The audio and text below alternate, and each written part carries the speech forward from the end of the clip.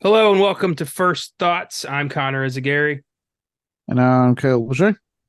This is our podcast where we cover the current film calendar, take a look at some stuff that we feel like talking about, and give our first thoughts on these films. Hence the name, obviously. Today's fare, The Boogeyman, the most recent Stephen King adaptation that debuted in theaters and lost horribly to Spider-Man and is getting pretty mixed reviews. Understandably so. It's going to be divisive. And I'm on the negative side of this thing. I didn't care for this film. To quote Michael Rosen, that wasn't very nice. And I believe you like it a little bit more than I do. A little bit, like a half star's worth more. Um, I liked it. I thought there was some good like scare moments. Like there was some good scare usage. Um, I did think they did find a cool way to stretch the short story by still keeping nods to obviously a short story. Like obviously, especially at the beginning with Lester Billings, David Dastmalchian's character, and obviously at the end, which was like almost classic callback to like the ending of the short story. Even I thought like, oh sure, they don't actually like go for that ending, which would have been cool, but whatever. Um, I think for me, and this is probably more of a personal thing than really with the movie itself. And also, I've been watching Yellow Jackets recently, so Sophie Thatcher is in that, and now in this movie. I thought she was really good. Um, I can see why she's having a rising career here between this and Yellow Jackets. I think for me, and this is probably more of a personal thing. I am just getting kind of like personally tired of the grief trauma horror films we have gotten like in flux. Not saying this is not a new thing to the genre of horror, not that the horror hasn't done this before, but my God, have we gotten like a flux like a just a downpour of it since I would probably say like Hereditary maybe before that. I'm not too sure, but I know Hereditary is kind of like the turning point for that. I know what you're talking about. I would say the big like start of that was the Babadook. Yeah, that's right. The Babadook was before. That was like 2016. And it's a Yeah. it's a good idea. Obviously, when you're vulnerable, you're more susceptible to darkness. Like, yeah, we get it. But it's always, some dark creature in the shadows we can barely see, who's, a very clear metaphor for a recent loss. And, they always destroy it using some kind of light or conquer it using some sort of light. And by the end of it, they're all a lot better, like I get it. Yeah. Grief I think is that's where grief hurts. yeah, I think that for me is where my probably my more negative stuff comes in is I think the performance is really good. I do think Rob Savage crafted some well done scare scenes throughout, not saying everything. I did like going for it at the fucking beginning with the kid. I was like, Jesus Christ, going for it. Um I appreciated that. But it's this familiarity coming with this specific type of horror film, and what I felt with paranormal horror. As much as I like, I'm big. For those who know me, I'm a big believer in paranormal, and so I watch plenty of shows. Not the ghost hunter stuff, but like the one they recreate their true hauntings. I'm into those. So I like that stuff. I do like paranormal horror films. I do think kind of like exorcism films, they tend to follow the same damn template over and over again. And not like they're the only ones doing it. Obviously, different subgenres have a template they like to follow. I just kind of get tired of this template a little bit quicker. I can only take so much for a film. Like, all right, I'm done with this grief, freaking like horror stuff. Like, give me some fun stuff. Give me Cocaine Bear and shit like that. Give me the stuff that like, yeah, it's horror. It has the horror elements, but it's also a shit ton of fun. Because at this point, just give me fucking fun, or give me like the slasher stuff that seems to be kind of like coming back in full swing with Terrifier 2 and 2/3 of the Halloween trilogy. Um, Fuck Halloween and still to this day. Um, but getting that kind of stuff back, I'm tend to go more into that stuff. So yeah, I'm just kind of like that's the probably the big thing with me is this familiarity with grief stricken trauma horror films. I'm with you there. I am, it seems like an easy get. Like, I've got 2 weeks to write a horror film. Let me reach into the folder. We've got, slasher template. We've got grief template. We've got ghost movie. Like, what can I do and change the names in 2 weeks? It feels like that now. Um, what really bothers me, I'm tired of every horror film being billed as the scariest movie of all time. I'm tired of that because they're always wrong. It never no film can live up to that. Odds You are the gotta stop scariest. listening to that. Hmm? You just gotta turn that out. I don't even pay it. I don't even recall them advertising those phones. That like I don't pay attention to that anymore. I try not to, but then you give us a really good trailer and you build it up. The whole idea of like it was so scary and so well received, it didn't get a streaming release, instead it got a theater release. And it's like, oh shit. All the buildup was positive. And it's just it creates in my head this perfect horror film that just doesn't exist. And it might be a me thing. I might be doing that subconsciously on my own every time I see the preview to one of these things.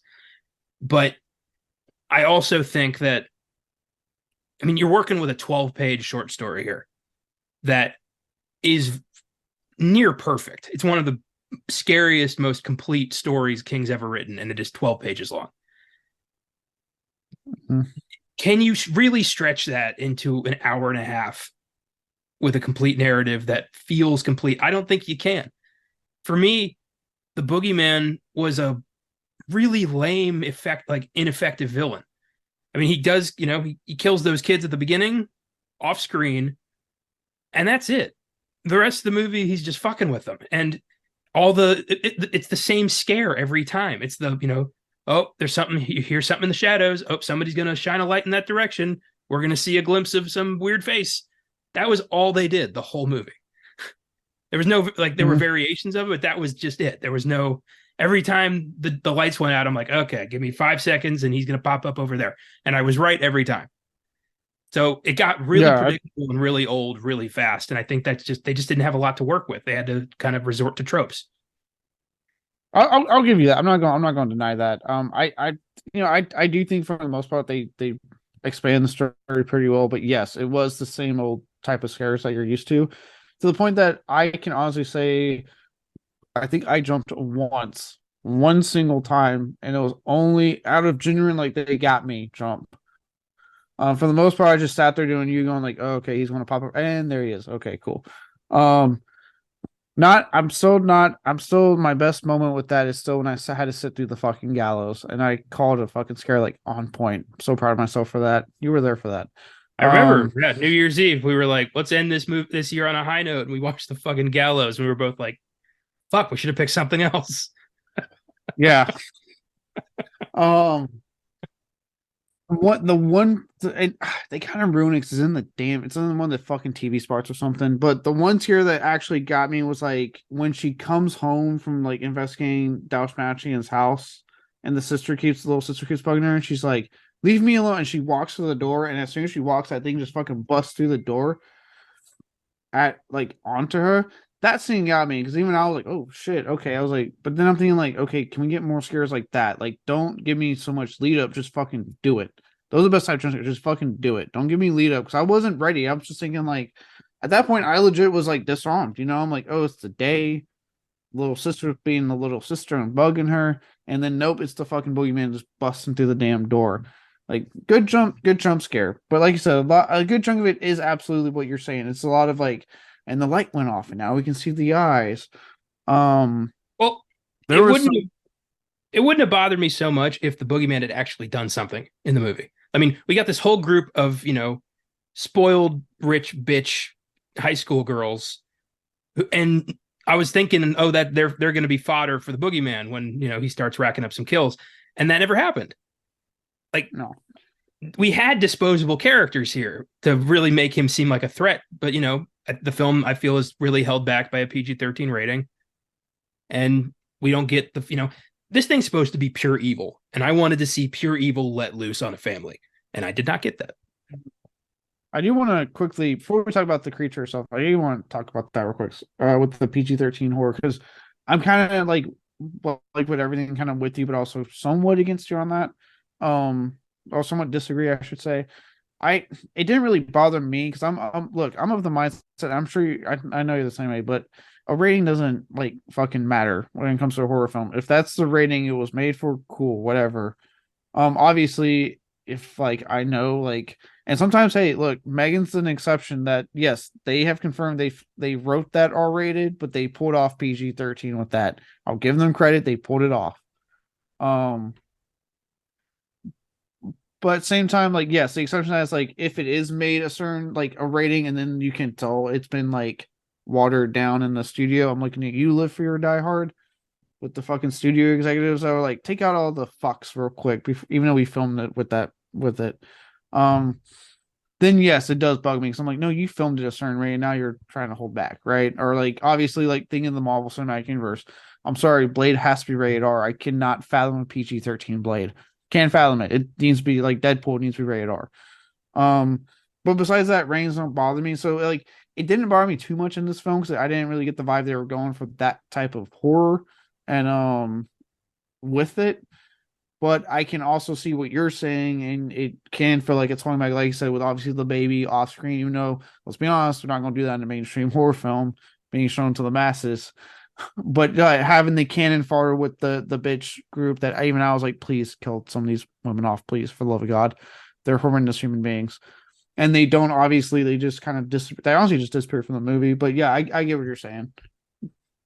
And ratings don't matter when you've got everything you need to make the movie at hand. And I do feel like the Boogeyman was held back because we do have potential for like some really gnarly, otherworldly, like vicious kills by this thing. And I was hoping to see some of that.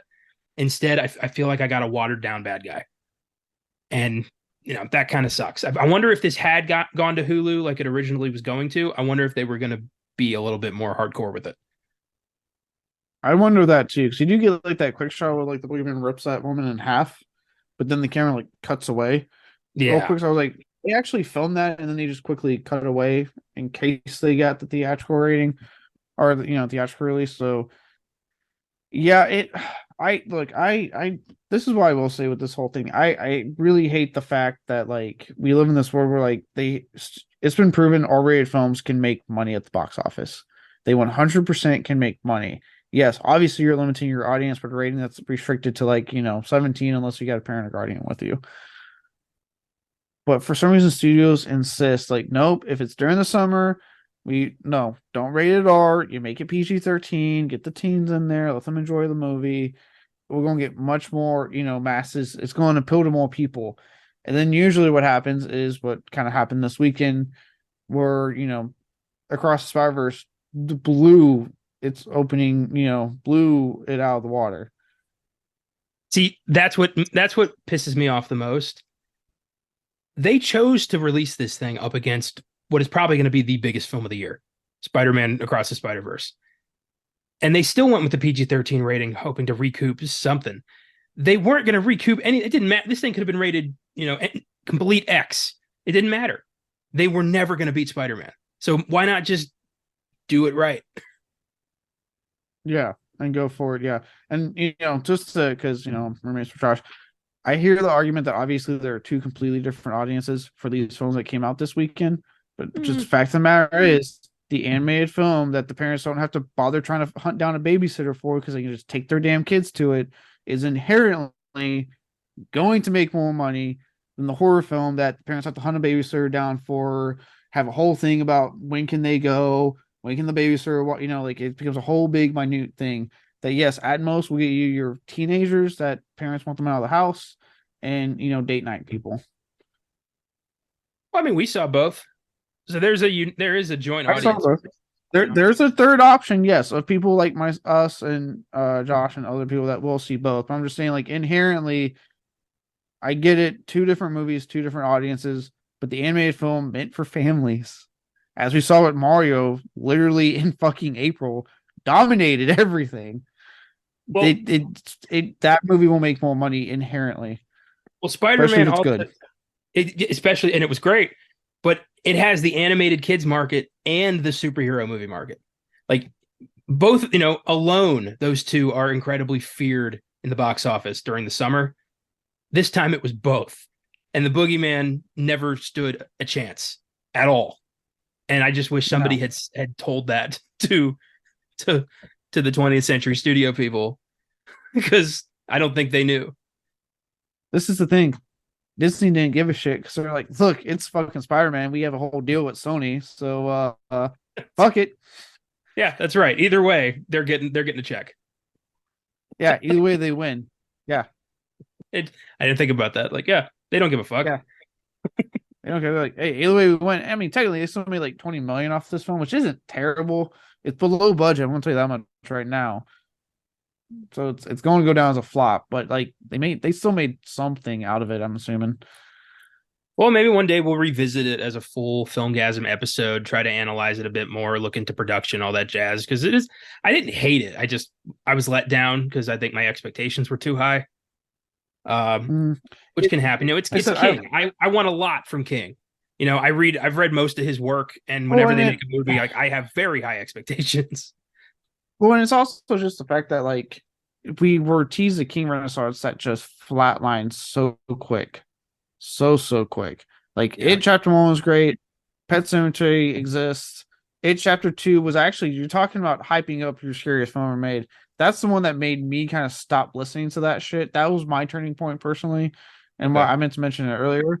Because my God, did they not show about how the second one's gonna be so much more scary because we gotta scare adults now, not kids. And the movie I saw held back on so much of the scares, it was obnoxious. Every fucking scare was a joke. And I don't even mean that like a negative way, like literally a punchline to a joke. And I'm like, this isn't, what are you doing? You're not doing what you said you were doing. It Chapter 2's biggest problem was that for like 30 years, we all knew the second half of the book was nowhere near as good as the first half. We all knew it. It was the same for the miniseries. So they tried to turn that into like the film's tongue-in-cheek joke instead of actually focusing on maybe overcoming that and making a really good second half. They were just like, we already know it's going to suck, so might as well have fun with it, which is a weird approach. Strange. Yeah. Yeah. So yeah, and since then it's been him. I watched the Stand thing they did for at the time CBS All Access, now Paramount Plus, and it was all right. You fuckers slept on Doctor Sleep. I hate all of you. That one was excellent. Like one of the really good ones, and it got no attention. Yeah. It's like we had a really good one that got zero attention, and then we get this one. These other ones that are coming out that's like, and Salem's Lot. Stop saying, look, I'm gonna say right now, stop saying it's on the schedule because it's still not dated. Yeah. I don't know if we're getting that next. So stop getting, I'm sorry to break it, stop getting excited for that because I have no idea if that's even coming out next or not. Well, what else? Let's go. We've already started running through it, so let's run through the rest of it. Since I'd say 2017, that started the new King Renaissance, and since then we gotten a flood of random shit. TV wise, we had 11/22/63 on Hulu, which I thought was fantastic. I don't know if you got a chance to see that. I did watch that. That was good. That was really good. On AT&T something. Now it's on Peacock, a real studio, a real service. Mr. Mercedes I haven't seen that yet. I've been meaning to. 2 great seasons. Fucks up the landing so hard. Basically, the first season is Mr. Mercedes, the first book. I heard they flipped it on that. Like the second season's the third book, and the third season's the second book. It's exactly what happened. Yes. Oh my God, damn it. Well, actually, it's pieces because most of End of Watch is ignored in favor of a pretty new plot, which is a damn shame. But that first season, the adaptation of Just Mr. Mercedes, the book, is some of the best work ever made from a King novel. That first season is gold. So if you ever do watch it, maybe just watch season 1. Ignore season 2 and 3. You're just going to be disappointed. Season 1 is fucking gold. Okay. They completely fumbled the Dark Tower. Yep. We had the Outsider, which was I thought was pretty good actually. I liked I that. thought they kind of rushed the ending, Yeah, but I thought everything was good. but that's how I felt about the book too. King, he's a great storyteller, but he can't land that plane. He can't do it. No. I think Uh, the worst offender for me is still Firestarter. I forgot about that. Yeah, I have it. That pissed me off so much. I think about it at least once a week. Like, Jesus, I really wanted that to be good. Yeah, I forgot about that. God damn it. Yeah, Firestarter was it exists. It's a movie. I know you watched recently another remake of Children of the Corn. Let's not talk about that. Let, There's some, yeah, I've let heard. that Yeah, I read franchise die. you and Josh's reviews were hysterical. Just really quick, like Jesus Christ, what a piece of shit. Like that's all it was. Yeah. I think I put like some things should just stay down. I put something like that was like a tagline with the movie. I was just like, let's just let this franchise die, damn it. When you don't like a horror movie, I'm gonna want to kill it with fire. Yeah, Like, that one's fucking bad. uh, there's some stuff I haven't seen yet. I know they adapted Jerusalem's Lot into a short-lived series with Adrian Brody called Chapel Wait. Oh I yeah, I've heard good things about that actually. I forgot where it is. I didn't look. Epics, which I think now is MGM Plus, but it used to be Epics. Jesus Christ, there's too many. Um, I know Apple did an adaptation of Lizzie's story that I think was fairly well received. Okay, it usually I've noticed like, and it's probably because of his writing. TV tends to suit him better than movies. Um, I'm not too chaz on the upcoming Welcome to Derry that they want to do that they're working on. I just don't care. Like I'm like, oh my god, I feel the same way about that Pet Cemetery prequel they keep trying to make us care about. yeah, I don't care. You know what got me excited when Mike Flanagan announced that he wants to do a Dark Tower adaptation for Prime. I'm like, yes, yes, give Yeah, me that, please. that would be beautiful. I also got excited when Andy Muschietti said he wanted to do The Long Walk. That would be cool. Even though Yeah. apparently he's directing Batman: The Brave and the Bold, so who knows when we'll get that movie. Oh, so apparently Gunn like the Flash.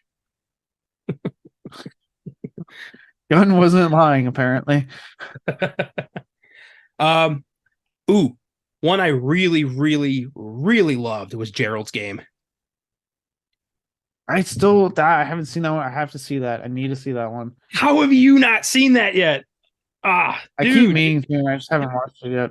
it is fucking nerve wracking. It's such a brilliant adaptation of that story. It doesn't leave anything out. Like it covers all of it. Well, again, Mike Flanagan knows what the fuck he's doing with a Stephen King book.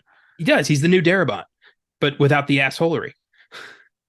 So I say Exactly. People give Flanagan whatever he wants. Give him it all. Give him Dark Tower so I get the show. Uh, Uh, real quick, because I can't think of any more off the top of my head right now. Just we get so many King adaptations. What I do want to talk about, what we haven't really talked about, the Boogeyman itself, okay. the title character. What was your thoughts when they said you unveil the fucking CGI beast? I knew it was gonna be. I knew it was. There's no way they can top what I'm imagining. When I was reading the Boogeyman in that 5 to 10 minutes it took to read that story, it's so simple. Guy walks into a therapist's office, says, "Hey, something killed my kids. Hear me out." He tells his story, and the therapist is like, "By the way, it's me," and that's the whole story. So I was Yeah. picturing, absolute nightmarish hell, not the creature from Smile. Like I like Smile; he's a cool creature. You can't just put that in the shadows and expect me to not notice. Oh yeah. That's what I say. Like it had some good moments. Like when they put her when the bitch group, as I want to refer to them as, I can't remember their names. Put her in the closet and you can't see the thing pop its face out of her to scream. I was like, oh, okay, that was not a bad scare. I like that. But Now, then see, like, right there, I was thinking like, oh yeah, I love The Sixth Sense too. Like they kept stealing from better movies. Okay, Mr. fucking Roger Ebert over there. I wasn't thinking of the Sixth Sense. What part of Sixth Sense? What movie? Oh, what part of the Sixth Sense are you talking about? Remember when the bullies like lock Cole in the dark room and he's like, Oh, get out. oh, Yeah. oh, you can hear everything going on. Yeah, yeah, Yeah. yeah. Yeah, no, I did think the scene with the kid that plays video games, which God, any future kid I have, I hope is like that. Just can I play video games? Yes, let's turn that PlayStation on, and play some video games. Um, when she was like getting attacked by it and she just got flung into the TV, I was like, God damn, all right, that's a scene right there. Um, we saw quite a bit of the monster, and I was like, oh man, it's CGI. Yeah, you gotta keep that thing in the dark because it's gonna look awful. Um, Well, also this but then this we get like this nightmarish demonic creature that feeds on children is just gonna fling one into the TV and then what? Leave? Eat it. Like do something. Damn it. Yeah, it was amazing how they had like main character armor of like it will only hurt them. And then they try to say like, well, it toys with its food before it eats them. And I'm like, but we also saw it did try to kill your sister at one point, which means it did attempt to eat her and it just failed. Yeah, it killed those children at the beginning really damn quick. You know, Yeah, while they were sleeping, which is what I imagine the boogeyman would do. yeah. Um, because then yeah, we get that whole third act of it in the basement, and you see all of this creature, just all of it in its glory. Even I was kind of like, maybe go back to hiding it. Yeah, it is. Yeah, there's a certain another template of like nightmare creature that has been reused to hell for the past decade or so, and that's kind of it. Spindly legs, weird animal like face. I think of like the mutated bear from Annihilation. Again, the smile creature from Smile. Uh, yeah, it's just you know you look at like anime or like people just writing their own shit or cataloging their nightmares and stuff like that, and there's a plethora of freaky, weird, unique designs for creatures out there that no one is looking for. No one's looking at it. They're just looking in the file cabinet for like what made money that year. Let's pull that.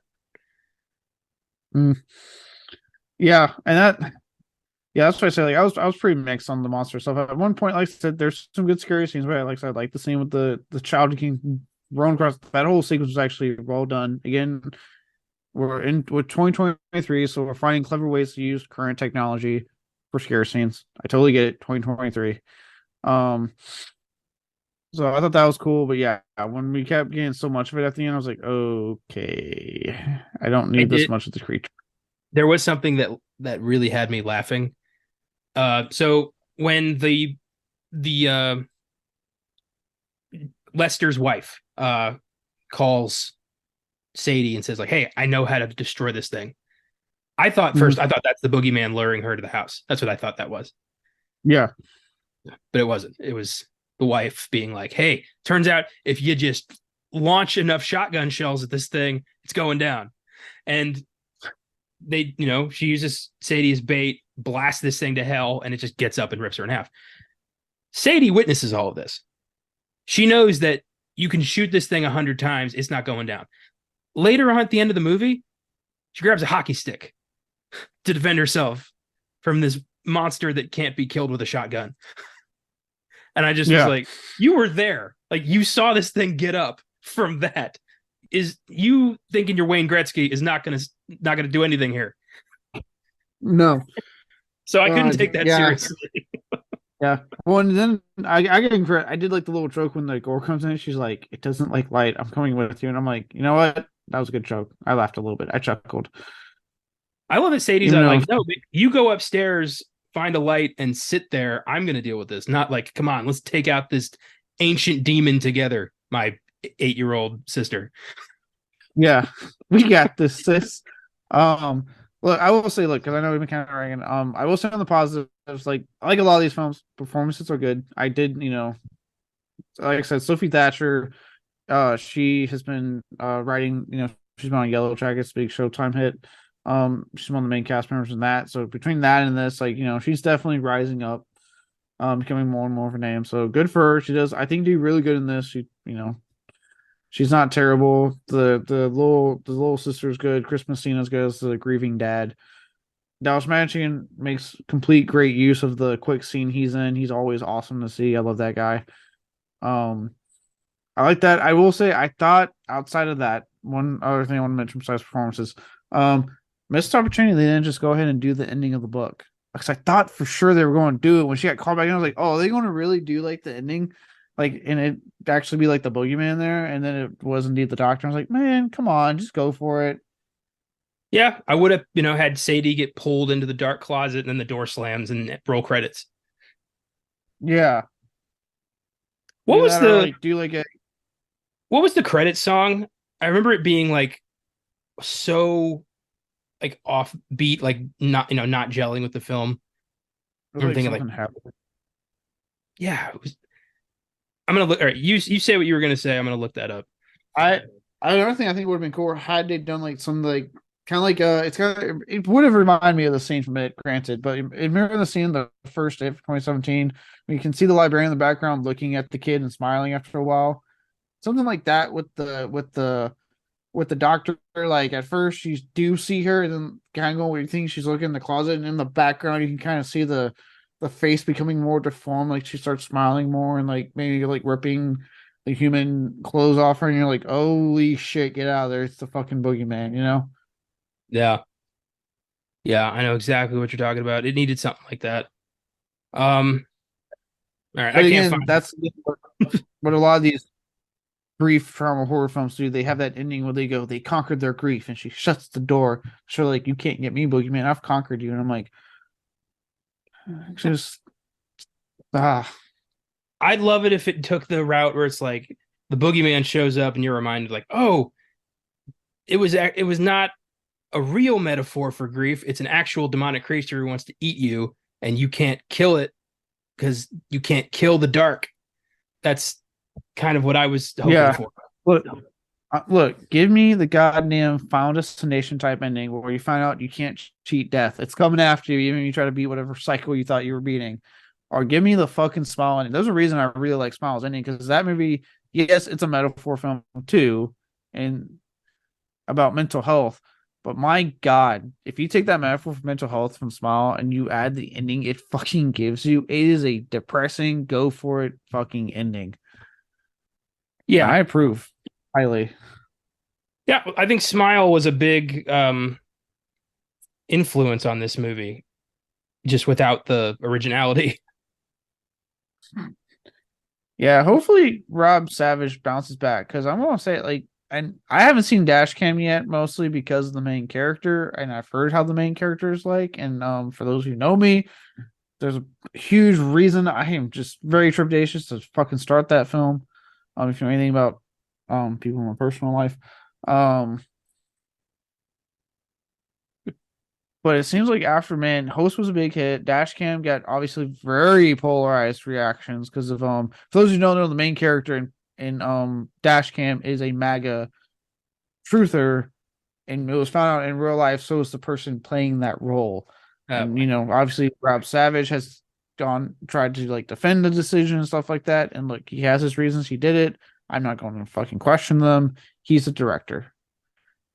Doesn't mean I want to rush and see that film and deal with that for an hour and a half of my life. And obviously, a lot of people felt the same way. And now obviously, this with the Boogeyman only made 20 million on 35 million. Yes, I get it. It doesn't matter. Opening weekend doesn't matter. But I'm doing this from, hey, I'm talking from a perspective of a fucking executive, a dumbass executive that's going to look at not the fact that they released this against Spider-Man, which was going to take his box office no matter what, all the fact that it was getting mixed reviews. It's only one fucking weekend. It could have a strong second weekend, even though Transformers was coming out. I kind of doubt it, because now all the families gonna be like, "Hey, we again in our movie we don't have to get a babysitter for. Take the kids to go see Transformers." Hmm. Um, so it, so yeah, they're gonna look at it and be like, okay, now this movie didn't do good. So hopefully Rob Savage has like another fucking one in him to bounce back with, because it seems like since Host I haven't been as into his stuff as I was Host. I didn't. Yeah, I Host is really all I've I've enjoyed. I don't think I've seen the rest of his films other than this, of course. I remember I was excited about Dashcam, and then like the reviews were so negative, I just was like, I'm good. But that was before I decided to open the floodgates and pretty much watch anything. Uh, Mm. so we'll give that a shot at some point. Um, so final verdict for me, The Boogeyman, 3 out of 5 stars. I had higher hopes. I think it could have gone further, and I don't know what the next King movie is. It was supposed to be Salem's Lot, but who the fuck knows when that's happening? So I do not know.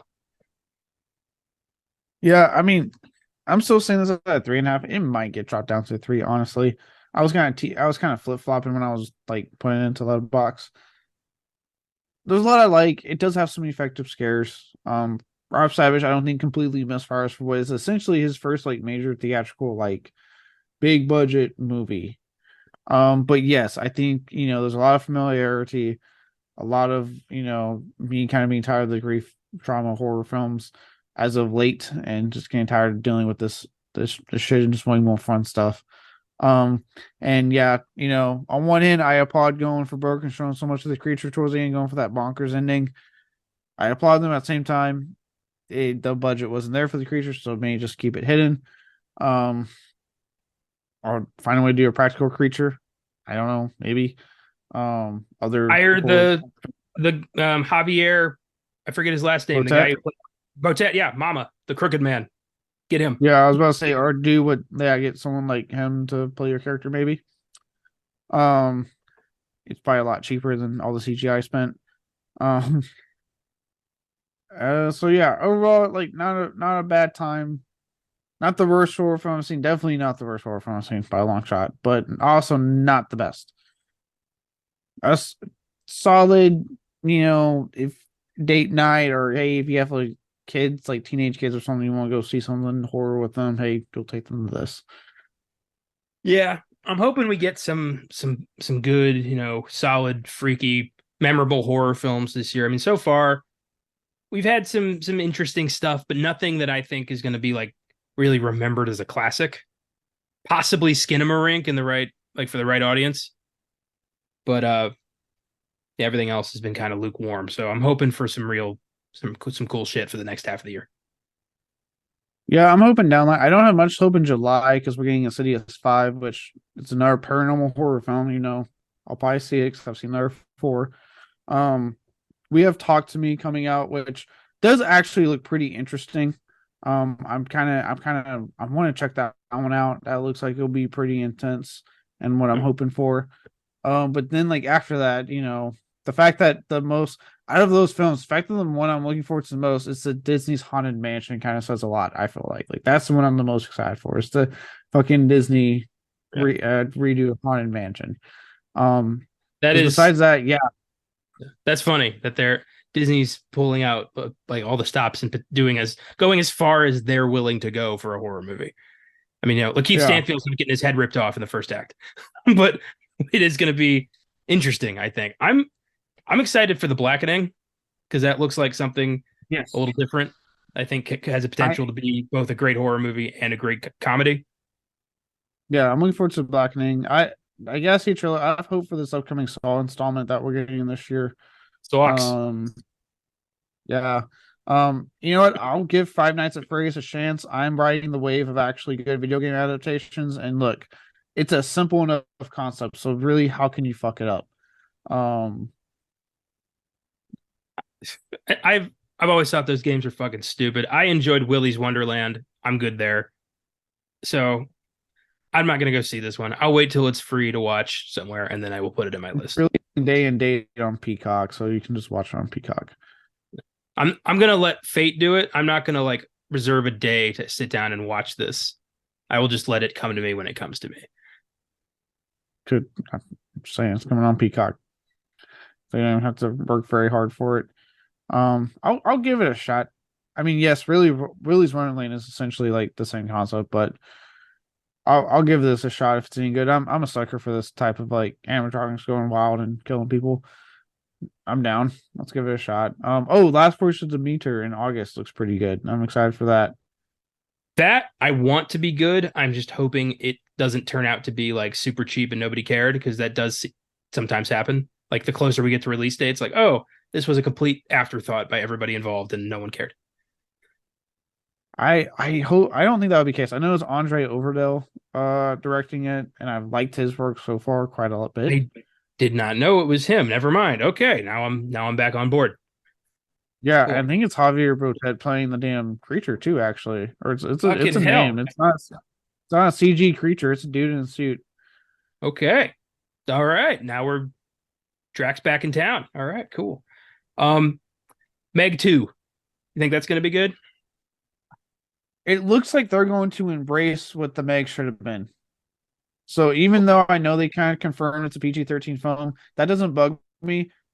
What bugged me with the first one was like it didn't want to have fun with its concept. It was trying too hard to not have fun. This one looks like, hey, look, obviously we want, and it makes sense. Stick with the same rating because we made a shit ton of money off the first one anyway, so we can just make more money again. That doesn't bug me. This one looks like they're actually fucking having fun with it, so I'm a little bit more down with this one. I actually do want to check that one out. Yeah. I do wish it was rated R because just the gore potential for a movie like that is staggering. And I imagine like Piranha with much bigger fish. Yeah, just watch Piranha 3D. I did. I liked it. I want to see it with bigger fish. Yeah. It's a mega. You have to look. I'm willing to give this one a shot. Like I said, it looks fun. Like the moment they showed Salem on the fucking thing going in the air with the harpoon, the side I'm like, okay, this is what I'm talking about. Yes, be ridiculous, have fun. It's a film called The Fucking Meg that a megalodon exists still. Yeah, 3 this time, and a giant squid. Yeah, 3. Yeah, so I'm down. This looks like they're going to have a lot more fun with the concept than the first one did.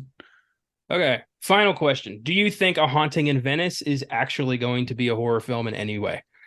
No, and I'm not getting bamboozled. I'm not seeing it. I've done this twice. Fuck you. I'm not watching a goddamn Hercule Poirot movie again. Go fuck yourself. I figured that was gonna. Yep, that's on brand. I would not. No, god damn it, no. I'm not going to get tricked.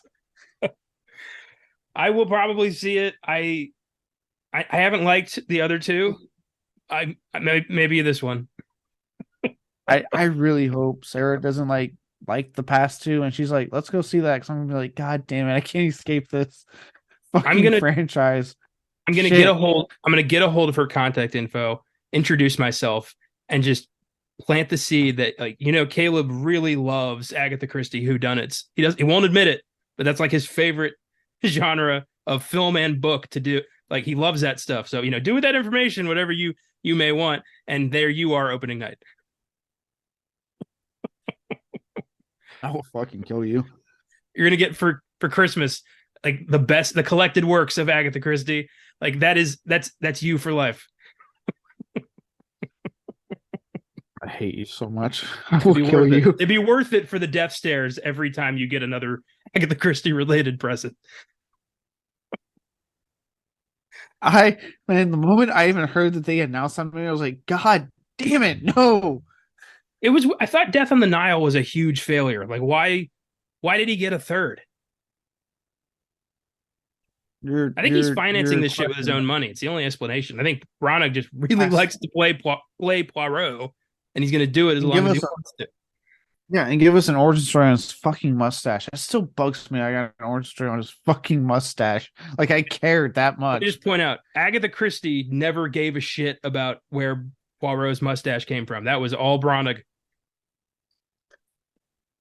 So don't blame her. She wrote really good stories. It's these idiots who keep bastardizing them and turning them into shitty detective movies. I was like, I can't.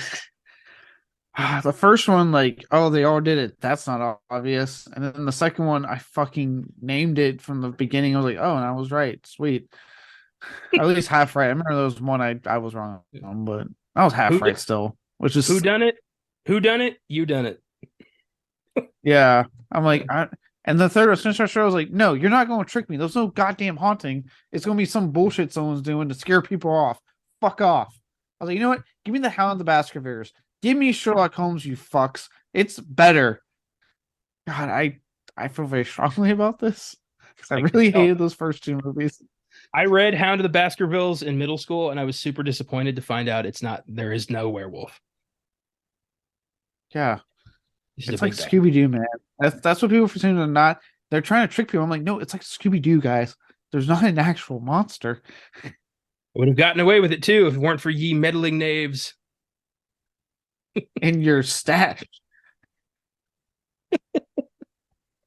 Oh God, yeah. I don't know. I'll probably end up seeing this because my whole family really enjoys these Poirot tales, and I get invited, and I'm not going to pass up a free movie, so might as well. Oh, I wouldn't in a heartbeat if it was. I'd be like, nope, I'm good. If somebody I'm invites me, fine. if I get invited to Five Nights at Freddy's, I will turn that down. So I know where you're coming from. My cousins were fucking obsessed with that game for years, and I Okay, hear go see it. I heard that theme song on iPhones and shit. Like I just was like, I got so irritated. So now that it's gonna be back in the spotlight, God, I'm not looking forward to Oh, that. big time. Big time. Yeah. Look, that movie, the only three films I'm probably going to actively avoid is Haunting in Venice, Oppenheimer, because I don't care to sit for 3 hours in a theater.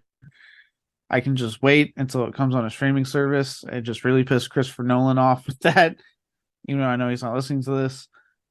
Hey, look, I've held out for Avatar. I just found Avatar Way of Water is coming out on Max on Wednesday, and I've held out the entire time. Um, I feel like Christopher and then, Nolan's ego is so damn fragile that if he hears this, he finds out you are actively avoiding the theatrical release of his movie, he will show up to your place and be like, "Come on, please, please, I need this." come on, do it for me. Here for Chris. He'll show up with a cake that says like "Sowie," like he's trying really hard to be like, you know, sorry, please, it's just me. It's You know Chris. what? It's Chris. To piss him off, I'm going to go watch Barbie, but I'm going to watch it in IMAX to further piss off Tom Cruise. Apparently, he's furious that those two films are taking the IMAX screening for the new Mission Impossible, which is hilarious to me. Remember when people used to make movies for art's sake when they were like, I have a cool story I want to tell and I want people to see it? Remember that? Those are good times. They were. Now it's all to just, I mean, it's always been to feed somebody's ego, but now that shit's in the public spotlight and we got to hear about it. Yeah. I remember when I saw that, I'm like, are you serious? Like, Tom, dude, you had a Top Gun Maverick last year, and you're probably going to make a huge hit off this film regardless. Because even I want to go see that in theater. I was like, I want to see Mission Impossible. So I actually like those movies. Like, you'll be fine if it's not in every single IMAX screen in America. You'll survive. He's like Veruca Salt from Willy Wonka. He got his biggest movie on earth. He revived cinema, according to Spielberg. He's getting his 2-part epic Mission Impossible finale, but it's not in all the theaters I wanted. Like that's what it feels like. Like, Jesus Christ. Somebody smacked this kid. Somebody call Nicole Kidman. Tom Cruise needs to be slapped.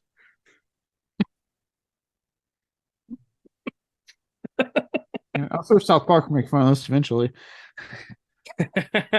That's just so amazing. Like, dude, how many fucking victories do you need in your lifetime? You can't secede like an IMAX screening to Barbie. You got to be like, mine, all of it, mine. Yeah, and like, let's be honest, dude. Like, you're releasing around the same time the two other big releases are coming out, and that is Barbie and Oppenheimer. Like, there's 3 big releases in 1 month. I can't believe I'm saying that about Barbie, but it is.